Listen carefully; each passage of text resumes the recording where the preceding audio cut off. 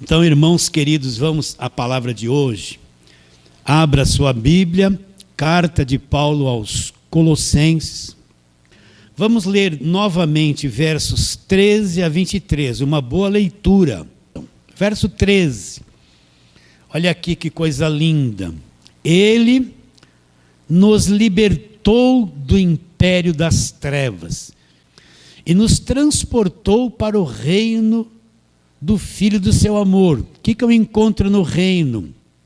No qual temos a redenção e a remissão dos pecados. Quem fez isso?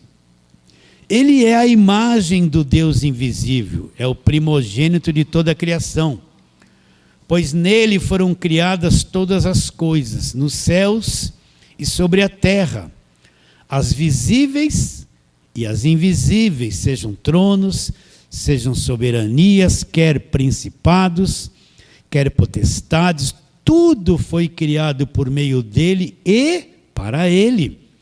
Ele é antes de todas as coisas e nele tudo subsiste. Ele é a cabeça do corpo da igreja. Ele é o princípio, o primogênito dentre os mortos, para em todas as coisas ter a primazia.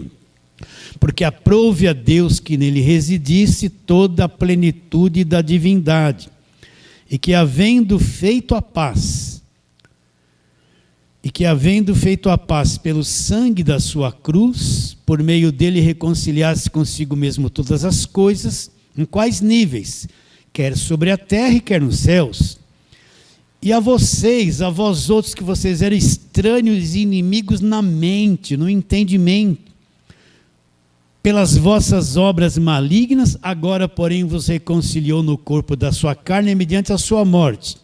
Nós vamos falar isso hoje, para apresentar-vos perante ele, santos, inculpáveis e irrepreensíveis.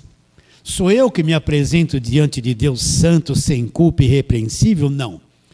É Deus que me apresenta diante dele e diz: você é santo, você está sem culpa e você é irrepreensível.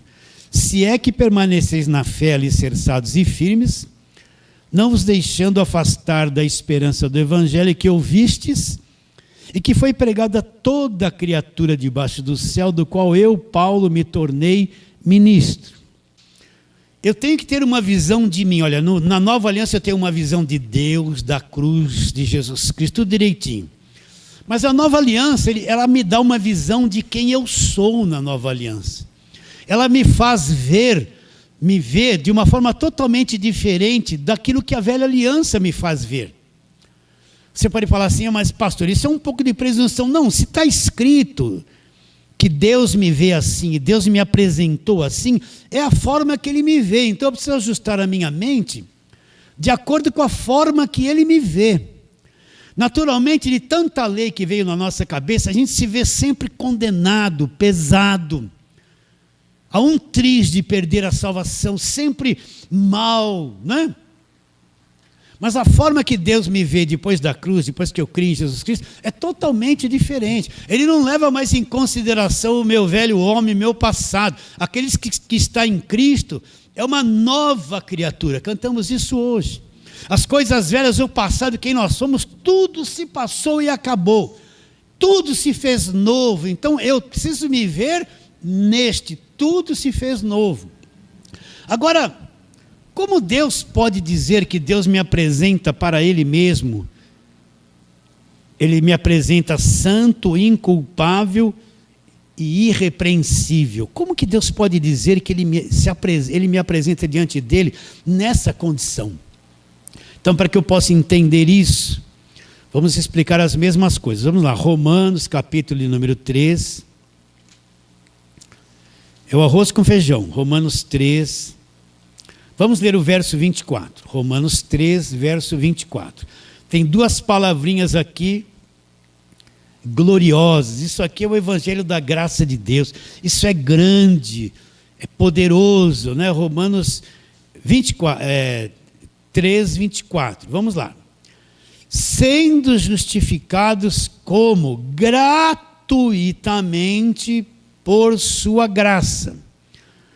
Então, justificados, mediante a redenção, olha a segunda palavra, redenção, que existe, eu estou no reino, estou em Cristo, que há em Cristo Jesus. Então essas duas palavrinhas, justificação e redenção, é que me qualificam para Deus olhar para mim e dizer, você é santo, você está sem culpa e você é irrepreensível, eu vejo você assim agora, é Deus que me vê assim, não é eu que me acho, eu que me julgo ser assim, é Deus que me tornou isso que Ele está dizendo. Então a primeira coisa que eu tenho que entender, que você já sabe, essa palavra justificação, vamos dar o mesmo exemplo. Uma pessoa devia 1 milhão ou 5 milhões, vamos para 5 milhões hoje, vai, aumentar a dívida. Uma pessoa devia 5 milhões, não tem com que pagar, é impossível para ela pagar os 5 milhões. O credor dela, para quem ela deve, estar lá com a nota promissória, tudo assinado, está com escrito de dívida, você deve. Ela não tem com que pagar, e a penalidade dela não pagar essa dívida é prisão e morte. Ela está lá sem condições nenhuma. Não tem como sair daquela situação, para ela é impossível fazer aquilo. Está condenada. Mas aparece alguém que tem condições de pagar esses 5 milhões é nada para ele. E sabe da dívida dela, da situação dela e da penalidade dela. Aí o que ele faz? Ele assume o lugar dela, olha como é simples. Chega para o credor, quanto é que ele deve? 5 milhões de reais, está aqui os 5 milhões de reais. Dá aqui o escrito de dívida, pega o escrito de dívida, rasga, tritura, põe em fogo, acaba com tudo. E a partir daquele momento, o verdadeiro devedor não deve mais nada, ele está limpo, sem culpa, sem condenação. Aquela guilhotina que estava quase no pescoço dele, que ia pôr ele na prisão e morte, foi paga. E é retirada, a dívida foi paga, se cumpriu. E ele passa a ser limpo. Ele fez alguma coisa para merecer isso? Não. Ele tinha condições de fazer alguma coisa? Também não tinha, ele só tinha uma sentença, condenado. Agora, este que tinha condições assumiu o lugar dele como se ele fosse o devedor e chegou no credor, pagou, liquidou tudo que ele devia e ele foi absolvido, foi justificado da dívida. Ninguém pode dizer agora que ele deve alguma coisa, porque a dívida dele foi paga 100%, ele não deve mais nada, foi tirado de sobre ele todo o peso, toda a sentença, toda a morte, toda a escravidão. Sim ou não? Ele foi justificado. É isso que Cristo fez. Olha o leitinho aqui, as mamadeirinhas. Cristo, o homem não tinha condições de quitar a dívida. A lei era o escrito da dívida. Não sejas mentiroso, você é. Não cobice, você cobiça. Seja obediente, você desobedece. Então a lei era o escrito de dívida. Guilhotina, cadeia e morte. E o homem não tinha como cumprir a lei, estava lá incapacitado de se libertar.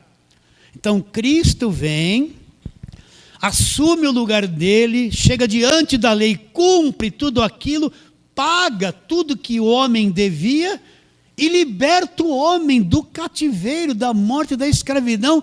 E uma vez paga essa dívida, não tem como ela voltar, ela acabou, deixa de existir. Então, isso que Cristo fez com cada um de nós, nós não tínhamos condições de ser salvos. Por isso que essa mentalidade de você é salvo por obras, por estar dentro de uma igreja, fazer isso, fazer aquilo, e se parou de fazer, perde a salvação, não é evangelho, é lei, é escravidão. A maioria tem essa mentalidade, se ele der uma falha, já está perdido. É escravidão.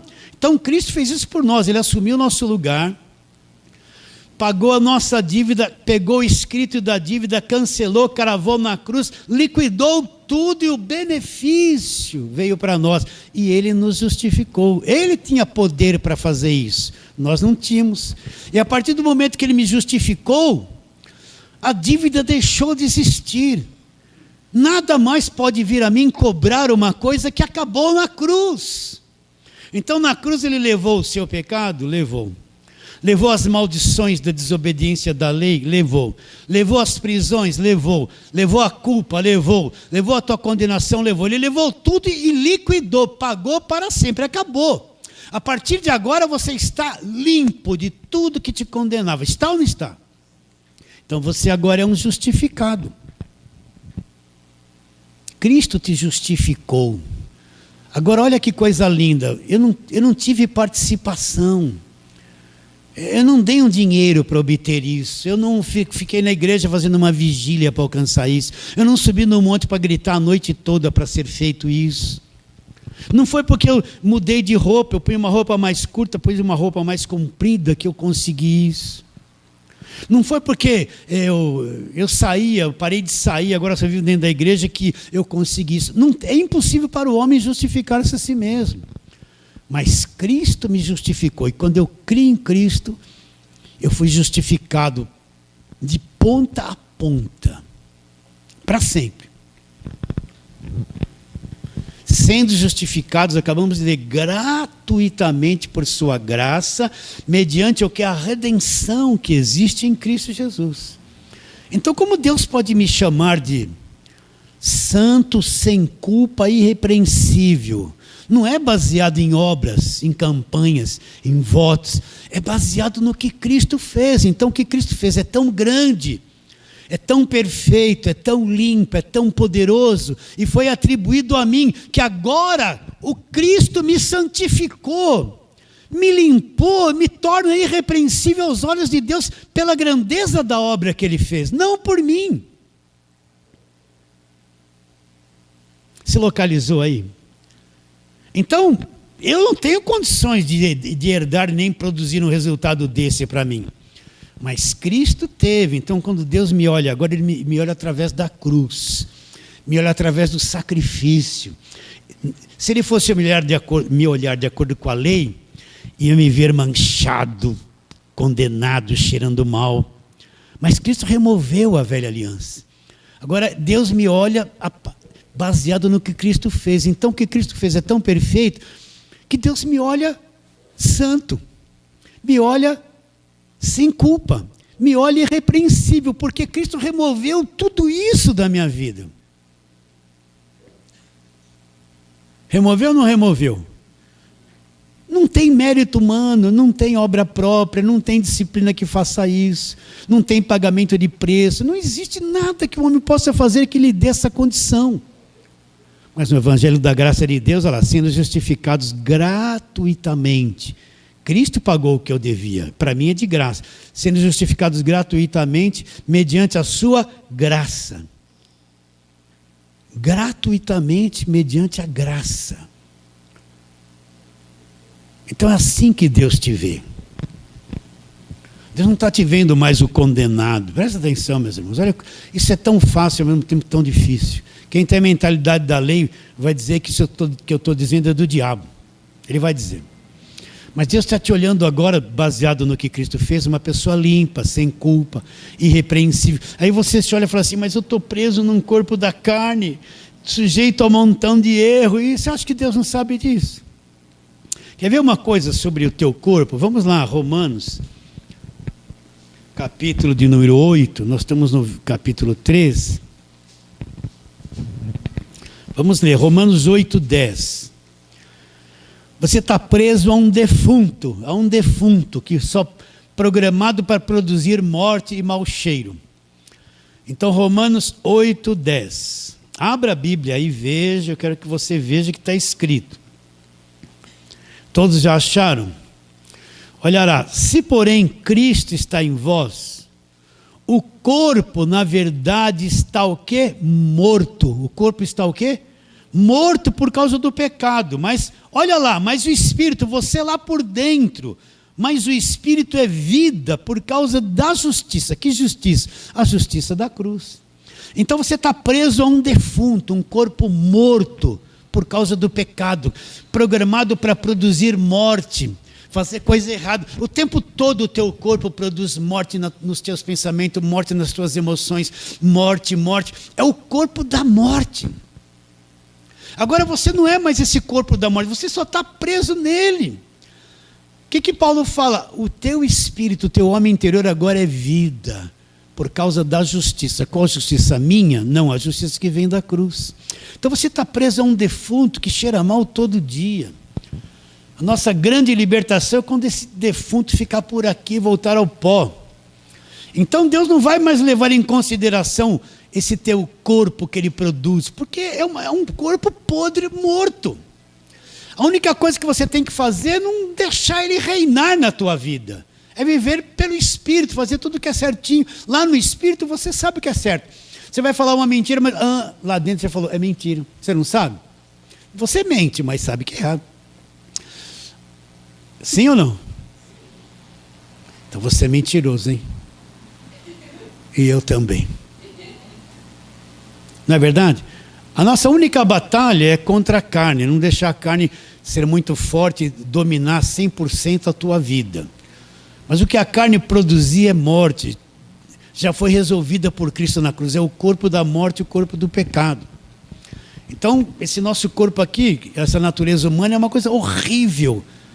É uma coisa pavorosa, programada para fazer tudo que é errado. Ela nunca vai ser santa. Como Deus pode me chamar de santo se eu estou preso num corpo dele? Santo é o meu espírito, meu homem interior, o templo de Deus onde Deus habita. O meu corpo está condenado, não tem mais jeito para ele. Entendeu isso direitinho? Então você foi justificado. Como Deus te vê agora? Santo, sem culpa e irrepreensível. Algum mérito seu? Não. Cristo fez uma obra tão grande, perfeita, maravilhosa, indestrutível, eterna, que passou todos esses benefícios para mim e eu recebi tudo isso gratuitamente. Então Deus me vê santo. De vez em quando eu erro, assim, quando eu vou falar com Deus, eu falo, Deus, o senhor já viu, né? Mas não perdi minha santidade. Não perdi nada, está tudo no espírito. Agora na carne, meu Deus, escorreguei numa casca de banana, caí sentado, estou arrebentado aqui, ó. É o tempo todo assim. Pastor, então vou fazer tudo que a carne quer. O que Paulo fala em Gálatas? Não deis ocasião para a carne, não deixa a tua carne se soltar, fazer o que ela quer. É uma disciplina diária que você tem que ter contra a tua própria carne. Então nós somos justificados. Agora, e os pecados, Paulo? E a condenação, e os pecados? Vamos ler alguns textos. Hebreus, capítulo número 10, vamos lá para Hebreus. Hebreus é uma... Quem são esses hebreus? São judeus que nasceram debaixo da lei, viviam a lei, praticavam a lei, e começaram a se achegar ao Evangelho. Então o escritor de Hebreus escreve essa carta para mostrar que a religião deles acabou, que Cristo foi o último sacrifício e retirou o pecado, e tudo aquilo acabou. Eles têm que entrar numa nova dimensão de vida, que é o Evangelho da graça de Deus. Então uma carta para a mentalidade de judeu. Então aqui no capítulo 10 de Hebreus, vamos ler ali versos 16 e 17. Com relação ao pecado. Esta é a aliança que farei com eles depois daqueles dias. Hebreus 10, 16 e 17. Diz o Senhor: porei no seu coração as minhas leis e sobre a sua mente as escreverei, e acrescenta. Olha lá. Essa é a nova aliança. Também de modo nenhum me lembrarei dos seus pecados e das suas iniquidades. Para quê? Para sempre. Então o que Deus está dizendo? Que Ele não vai mais lembrar dos nossos pecados e das nossas iniquidades só por um período de validade. Não, para sempre. Para sempre. Ele não vai mais lembrar. Ah, pastor, mas quando eu não conhecia a verdade, eu fiz isso, eu fiz aquilo, eu fui ruim, porque eu sou indigno. Sei, mas você conheceu Jesus, creu, recebeu o perdão. Ele não vai mais lembrar para sempre. Para sempre. Não está escrito aqui? Sim ou não? Vou usar uma ilustração aqui. Antes de ontem, uma irmã mandou um zap para mim. Pastor, eu estava aqui na minha igreja, ela já entendeu o Evangelho da Graça e não está mais suportando frequentar a igreja dela. E aí ela falou assim: pastor, me esclarece isso. Apareceu uma missionária lá na minha igreja e ela falou um montão de coisa. E ela falou assim que ela estava triste, estava para baixo, não estava indo bem, estava tudo dando errado. E ela falou que uma noite ela estava orando, é sempre assim, de madrugada, né? De madrugada ela estava orando lá, ela vai ouvir isso e saber que eu estou falando dela. E ela falou assim que veio uma voz no ouvido dela e disse assim para a missionária: sabe por que você está assim? Porque lá antes de você crente, você fez um aborto. Por isso que a tua vida está tudo atrapalhada assim, por um pecado que ela tinha cometido antes de ser crente. E ela veio falar isso para a igreja. Aí essa irmã, mas pastor, o senhor não fala do sacrifício? Não diz que ali perdoa todos os pecados? Sim. Como é que poderia vir um anjo falar suavemente no ouvido dela de uma coisa que ela fez antes de se tornar crente? Jesus não perdoou. Eu falei, aí está a mentalidade da lei. A mentalidade da lei está sempre debaixo de culpa. Não entende o perdão e a justificação que vem da cruz. Eu falei, essa missionária tem uma mentalidade do Velho Testamento. E eu nem acredito que venha um anjo falar suave no ouvido dela. Deve ser a cabeça dela mesma. De tanta culpa que ela sente e não entendeu a obra da cruz, que está se condenando e achando que a vida dela não estava indo bem por uma coisa que ela fez antes de ser crente. Então você tem que entender uma coisa. Não existe um pecado na face da terra que a obra da cruz não traga perdão. João, lá na mentalidade dele, falou pecado para a morte. Mas aponte, quem entendeu o Evangelho da Graça de Deus, aponte um pecado que a pessoa comete que o sangue de Jesus não tem poder para perdoar. Não existe.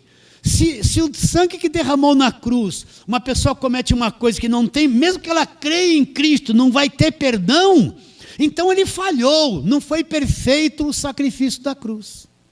Pastor, mas agora a coisa vai emendando.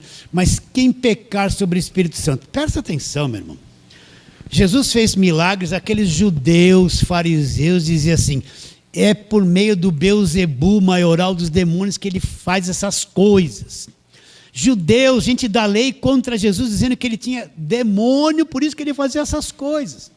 É aquilo ali, antes da nova aliança, antes do sangue derramado. Aí que Jesus respondeu, que era pelo Espírito de Deus.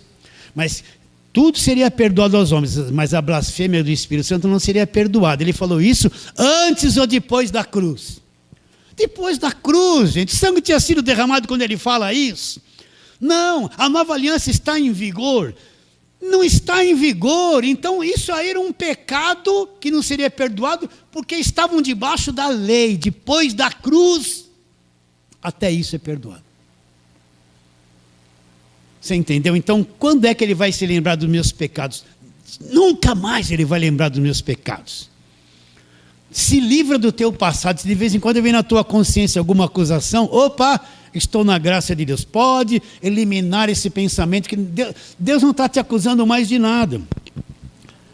Então vamos ler o verso 17 de novo. Também de modo nenhum me lembrarei dos seus pecados e das suas iniquidades para sempre. Ora, onde há remissão desses, o que é a remissão? Já expliquei, a retirada. Já não há mais oferta pelo pecado. Então não existe mais sacrifício por pecado nenhum. Outro texto, volta lá em Romanos. Romanos capítulo 4. Verso 6. Esse capítulo 4 de Romanos, Paulo está explicando o quê? Antes de ler, deixa eu explicar isso para você entender. Ele está falando sobre a justificação, isso que nós estamos falando. Então ele está dizendo que Abraão foi justificado pela fé. Ele não foi justificado por obras. Abraão creu em Deus, Paulo está explicando isso, e foi imputado a ele para a justiça. Ele está dizendo que até Abraão viveu antes da lei. Abraão foi justificado não porque ele tentou oferecer Isaac, não porque ele obedeceu a Deus e saiu para um lugar sem saber para onde ia. Ele só foi justificado porque ele creu, e porque ele creu é que ele fez essas coisas. Então Paulo está mostrando para os judeus aqui que nem o pai da fé, que era o pai da fé deles, foi justificado por obras, ele foi justificado pela fé. E vai discorrer esse capítulo 4 inteirinho, ensinando o que é ser justificado, isso que eu estou te dizendo. Aí depois ele cita um texto, vamos lá, versos 6 a 8, olha lá. Ele vai dizer uma coisa que Davi enxergou. E é assim também que Davi declara ser bem-aventurado o homem a quem Deus atribui justiça, lá, independentemente das obras. Bem-aventurado aqueles, presta atenção, cujas iniquidades são perdoadas e cujos pecados são cobertos. Agora olha a bomba no verso 8. Bem-aventurado o homem a quem o Senhor jamais imputará o pecado. Bem-aventurado o homem, o que é ser bem-aventurado? É um homem feliz. Feliz é o homem, a mulher, a quem o Senhor jamais imputará o pecado. Jamais, nunca mais. Então o que Paulo está explicando? Que na nova aliança, a justificação, o pecado foi tirado. E Deus jamais imputará uma culpa sobre aquele que foi justificado. Para sempre. Entende? Então por isso que o homem não perde a salvação. Aquele que acredita que perde a salvação, é que ele acha que a responsabilidade de manter a salvação é dele. E como ele falha muito, ele se sente condenado o tempo todo, porque ele não consegue cumprir tudo 100%. Então ele acha que perde a salvação. Mas aquele que entendeu que é ser justificado, que Deus jamais imputará o pecado para sempre, ele sabe que nunca vai perder a salvação, porque Deus não vai imputar mais uma coisa que acabou na cruz. Acabou na cruz, foi removido. E isso é para sempre. Deus não vai antes da cruz pegar aquilo para trazer de volta, para condenar alguém que creu depois da cruz.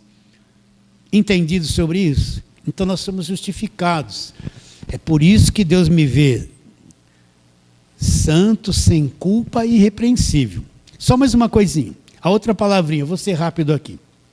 É a redenção que existe em Cristo Jesus. Então o que é a redenção? É o fim de toda escravidão. Quando Cristo me perdoa, tira de mim todos os meus pecados, me justifica. Tudo que me prendia, que me escravizava, que me condenava, as cadeias que eu tinha, existe a redenção. Todo cativeiro, Cristo remove tudo. Eu passo a ser uma pessoa instantaneamente liberta de tudo. Isso é a redenção. O que é a redenção? O fim de toda escravidão. O que diz Colossenses 1,13? De Corém, ele... Eita, que fracasso. Que nem primeiro ano. Eu vou falando e vocês vão repetindo. Faz de conta que eu sou professor primário, então. Ele vai. Não. Peraí, palavra por palavra. Ele, vocês. Não, eu falo. Vai, disciplina. Eu vou falar ele, vocês, ele. Tem que sair no microfone. Ele me libertou do império das trevas. E me transportou para o reino do Filho do seu amor, no qual temos a redenção e a remissão de todos os pecados. Lembra que a professora você B, há uns 60 anos atrás... Então, isso é verdade, nos libertou do império das trevas, me transportou para o reino, no qual eu vou encontrar o que no reino? A redenção e a retirada, já pregamos isso, a retirada de todos os pecados, sendo justificados gratuitamente pela sua graça, mediante a redenção que existe em Cristo Jesus. O que é a redenção? Tudo que me escravizava, tudo que as prisões, tudo, o império das trevas, tudo foi removido da minha vida para sempre, para sempre. Foi removido, então você jamais vai voltar a ser escravo. Por isso que essa conversa que tem um diabo na sua vida, é um demônio aqui, é uma macumba, é uma superstição, cuidado com o diabo, está ao seu redor, cuidado com isso, cuidado com essa ameaça no meio evangélico que põe todo mundo triste, caído, desesperado, amedrontado, supersticioso. Para nós não vale, porque nós fomos redimidos, nós temos a redenção através do sangue de Jesus. Nós não precisamos de imposição de mãos. Eu falo assim, não por vocês. Põe a mão na cabeça para ser liberto, passa o olhinho na testa para ser liberto, anda no corredor de sal para ser liberto. Não precisamos de um final de culto, todo culto, pastor, sai demônio, sai o mal, sai. O tempo todo tem um mal. O cara está dentro da igreja a semana inteira, mas domingo tem que sair o mal dele. Isso é o culto místico, macumbeiro, feiticeiro que amedronta as pessoas, não é? Toda hora tem que pôr a mão na cabeça que tem um demônio. Ele vai lá na quarta-feira, busca do Espírito Santo. Receba o Espírito Santo, receba. Poder. Quinta-feira o Espírito Santo sai, sexta-feira está lá. Sai, demônio. Sai dele mesmo, dele mesmo. Você não vê que viver num lugar assim é ser louco? Uma hora entra, outra hora sai. Uma hora entra, outra hora sai. Uma hora está liberto, outra hora o mal vem de novo. Nós não precisamos de nada disso. Nós só precisamos do conhecimento do que é Evangelho e viver essa liberdade. Será que você entende? Eu já estou cansando você. Então você é santo? Mas foi você que conseguiu isso? Não. Você é irrepreensível? Foi você que conseguiu isso? Não. Tudo isso é a obra de Deus, o que Cristo fez na cruz agora. Por mim e por você. Vamos terminar voltando no mesmo texto, Colossenses, capítulo de número 1, verso 20. E que havendo feito a paz pelo sangue da sua cruz, olha lá, por meio dele reconciliasse consigo mesmo todas as coisas, quer sobre a terra, quer os céus. Então nós já estamos reconciliados com Deus, não há mais barreira, não há mais parede da separação. Por meio dele reconciliasse consigo mesmo todas as coisas, quer sobre a terra, quer nos céus. E a vocês que em outro tempo, vocês eram inimigos na mente, eram estranhos inimigos no entendimento pelas vossas obras malignas. Agora, porém, nos reconciliou no corpo da sua carne, o sacrifício do corpo da carne de Jesus, mediante a sua morte. Agora, para apresentar-vos, ele me apresenta para ele mesmo como santos. É o que você é, sem culpa, santo porque ele me separou para ele me separou, eu sou santo, sem culpa porque toda a minha culpa, para o resto da minha vida, isso é válido por toda a minha existência aqui na terra, toda a minha culpa Cristo levou na cruz, e sou irrepreensível, por quê? Porque nada mais pode acusar um redimido, nada mais pode acusar alguém que foi justificado, uma vez que eu fui justificado, estou justificado para sempre. Então qual é a visão que você tem que ter de você mesmo? Sem presunção. Eu sou santo, mesmo preso nesse corpo. Eu sou santo, eu sou sem culpa, Cristo levou minha culpa na cruz, e eu sou uma pessoa irrepreensível. Quem me vê assim, é Deus que me vê assim. É isso que Cristo fez por mim. E o que aconteceu com os colossenses? Eles largaram a graça de Deus de lado, a obra da cruz, e se voltaram para as falsas doutrinas. O que acontece quando a pessoa está num lugar que prega a falsa doutrina? Tem o véu religioso na mente e não consegue entender a palavra está consumado. Consumado, para sempre consumado. Recebe a palavra de hoje? Fala assim, amém. Vamos ficar em pé e vamos fazer a breve oração. Vamos orar. Pai, nós te adoramos mais uma vez nesta manhã, e como a tua palavra, ela é a verdade que traz conhecimento, e esse conhecimento nos liberta. Nós te adoramos profundamente, queremos pedir que o Senhor venha abrir o entendimento, onde esse arroz com feijão, essa simples palavra, chegar, seja qual for o ouvido, onde quer que esteja, que isso se descortine, se abra no espírito dela, na mente dela, no entendimento dela, e ela venha adquirir uma nova dimensão de vida, de fé, dentro da liberdade do Evangelho da graça de Deus. Nós te adoramos porque cremos que será, e oramos pela fé em nome de Jesus. Fale assim, amém.